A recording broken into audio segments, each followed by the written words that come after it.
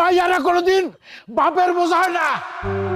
মাইয়ারা বাপের মাথার মুকুট, ছোট লোকের বাচ্চা। মানা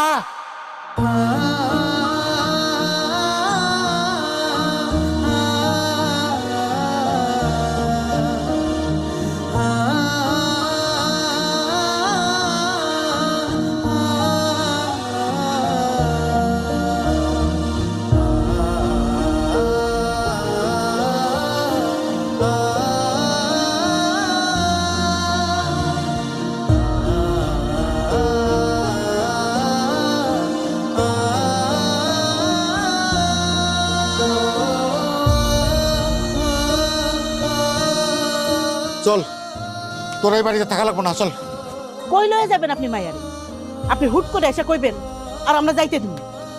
তাহলে কি এখন এই বাড়িতে রেখে কি আমার মাইয়ারে বাইরে ফেলাবো? সংসার করতে গেলে একটু সহ্য করণ লাগে। আর বানাইছেন তো কাঞ্চন মাইয়াদারে। আপনার এই কাঞ্চন মাইয়ারে কি আমরা মাথায় দিলা নাচম?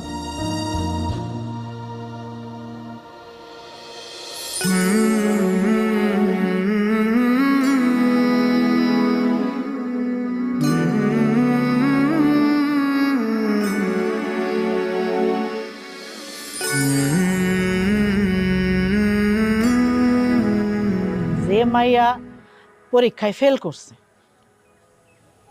আপনারাই বুঝেন কত অমনোযোগী। রান্নায় অমনোযোগী, কাপড় ধোয় অমনোযোগী, বাড়ির বেবাক কামে অমনোযোগী।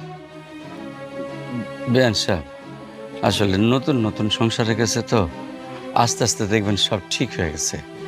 তাছাড়া ওর বাপে একটু বেশি আদর যত্ন দিয়ে মানুষ করছে, মেয়েরে তেমন কাজ কাম শিখতে পারে নাই। এই জন্যই তো এই অবস্থা। জন্মের পর যদি শিক্ষা বিচার না করে ঘরের কাম কাজ শিখাইতেন, তাহলে আজকে এই দিন দেখতে হতো না।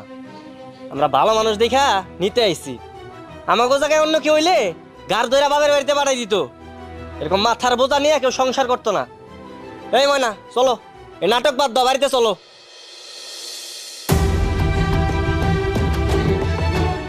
করিম, মায়ের তাহলে যাক, সংসার করুক। ও মা, তুই যা, রেডি হলো। না, ও কোথাও যাবে না। কি করছে? আমার মেয়ে আমার কাছেই থাকবে। ও পড়াশোনা পারুক আর না পারুক, কোনো কাজ করুক আর না করুক, ও পাগল হলো আমার মেয়ে, প্রতিবন্ধী হলো আমার মেয়ে। আমার মেয়ে আমার কাছে থাকবে, আর ও কারো বুঝা না।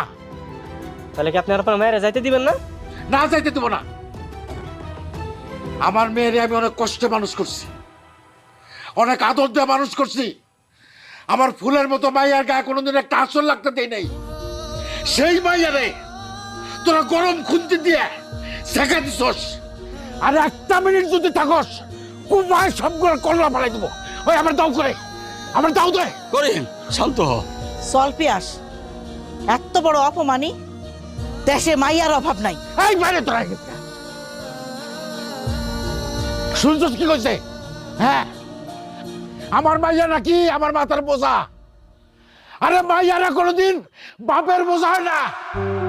মাইয়ারা বাপের মাথার মুকুট, ছোট লোকের বাচ্চা।